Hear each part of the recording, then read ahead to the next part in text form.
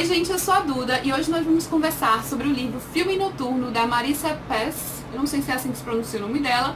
É uma autora norte-americana, esse é o segundo livro que ela publicou. E ele é um thriller de suspense misturado com terror.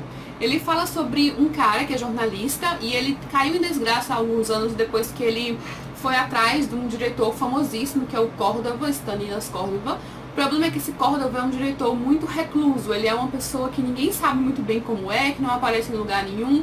E ele vive numa mansão no estado de Nova York, isolado de todo mundo. A mansão dele tem paredes de 6 metros e todos os que trabalham com ele, ninguém fala sobre a experiência. Os filmes são muito horríveis. Todos os filmes que ele publicou, alguns até na clandestinidade, porque há muitas produtoras pararam de aceitar filme desse diretor, são terríveis, assim, são filmes que evocam o lado escuro da alma humana. Então ele tem aqueles tipos de fãs, sabe, que meio que fazem parte de uma seita secreta, que falam pela internet, num site clandestino, num site anônimo. Ele tem várias pessoas que o seguem, que gostam dele, mas ao mesmo tempo ninguém sabe absolutamente nada sobre ele. Então, após esse jornalista dar uma entrevista falando mal do Cordova, ele começou a investigar algumas coisas na vida do diretor e achou alguns aspectos bizarros envolvendo crianças. E ele caiu numa armadilha e acabou sem credibilidade alguma, tendo que pagar rios de dinheiro para o tal do Cordova. E aí ele deixou isso pra lá. Aí 5 anos depois, a filha deste famoso diretor, que era uma garota prodígio, muito famosa nas escolas de música quando ela era mais nova, ela morreu. A morte dela é dada como um suicídio. Só que o jornalista, que é o Scott McGrath, enxerga aí a possibilidade de investigar o que realmente aconteceu com essa garota linda de 24 anos e tentar descobrir se o pai dela tem algo a ver com isso e tentar conseguir sua credibilidade de volta. Então ele vai partir nessa investigação ao lado de duas pessoas, que é uma garota meio doidinha que mora sozinha em Nova York e um garoto que faz parte do passado da Ashley, que é o Hopper. Então é um trio que investiga, um trio em comum, né, que eles não têm muito a ver com o outro, mas eles acabam envolvidos nessa investigação pela própria Ashley e eles vão refazendo os passos dessa pessoa. E nesses passos eles vão descobrindo muitas coisas bizarras, acontecimentos estranhos, coisas sem explicação, até porque tudo que envolve esse diretor é bem nebuloso. Então eles partem para investigar passo a passo e à medida que eles vão investigando, vão descobrindo mais coisas bizarras. Eu tive medo desse livro em algumas partes, eu costumo ler à noite e eu parei de ler à noite, eu passei a ler apenas de dia. Mas ele também não é um livro que, quanto medo, é porque eu sou medrosa mesmo. E ele tem esse aspecto do terror mesmo, ele não é só um thriller de investigação. Ele aborda maldições, magia negra, e eu não imaginava esse lado do livro. Então eu cheguei a ficar assustada em alguns momentos e não curti tanto esse lado.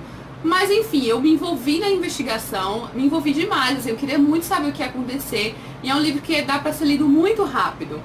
A linguagem da autora, a escrita da autora é normal, às vezes ela é um pouco repetitiva. Me lembro que numa página é contado em primeira pessoa pelo Scott, eu me lembro que numa página tudo dele era sendo que. Eu odeio essa repetição de expressões muito próximas uma da outra, isso me incomodou um pouquinho, mas no geral não tem assim, não, nada demais. Não é que ela escreve mal, mas também não é, nossa, que a autora é habilidosa. Uma coisa que ela faz muito bem é deixar várias migalhas ao longo do livro e ir montando um quebra-cabeça, porque esse livro é basicamente isso, é um quebra-cabeça enorme, porque os investigadores o trio investigador, eles vão fazendo as suas entrevistas.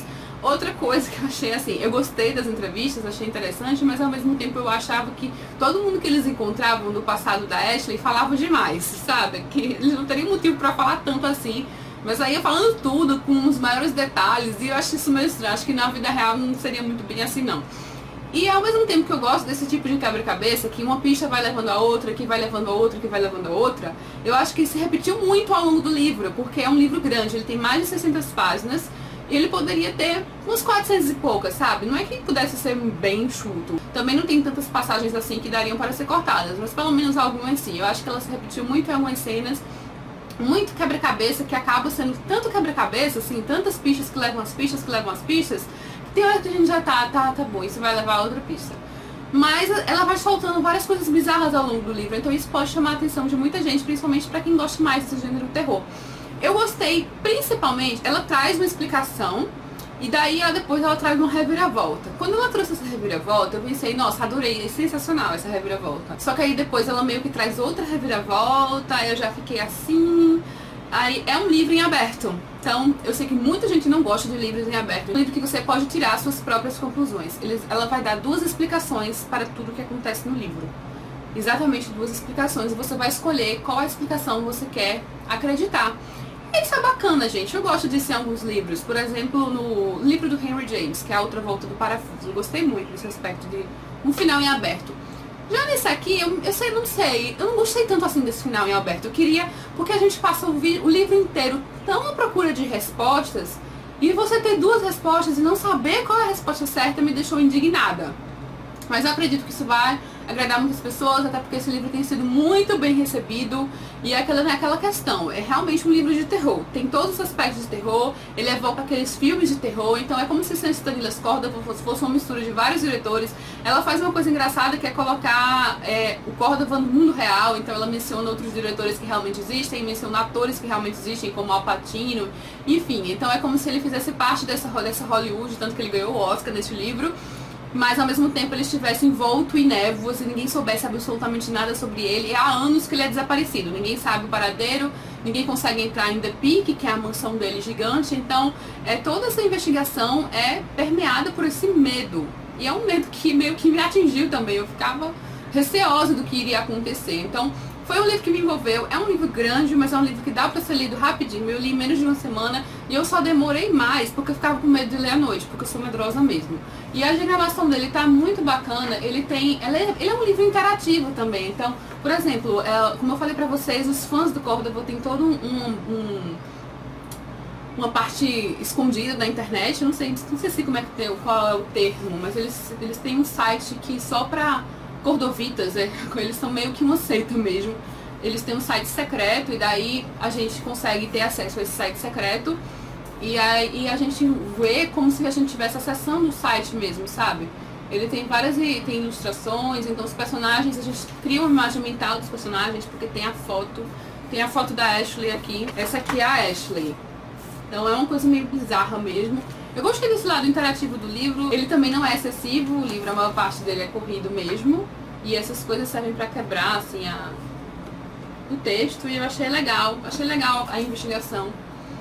Mas como eu falei pra vocês, eu queria que tivesse um final mais fechado. Mas isso é uma coisa minha mesmo, sabe? E eu escolhi acreditar num final desse livro, só que eu não sei se é o certo. Então isso me deixa um pouco indignada, tá? Um tanto indignada. Mas é um livro interessante, gente. Ela conseguiu construir uma boa trama.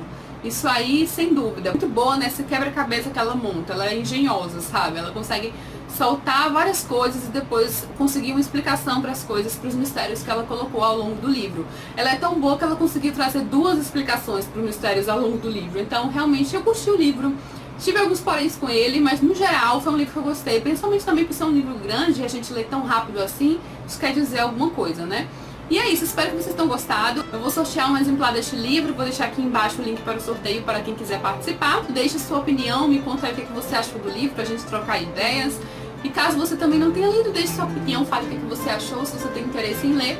Um beijo enorme para todo mundo que assistiu e até a próxima!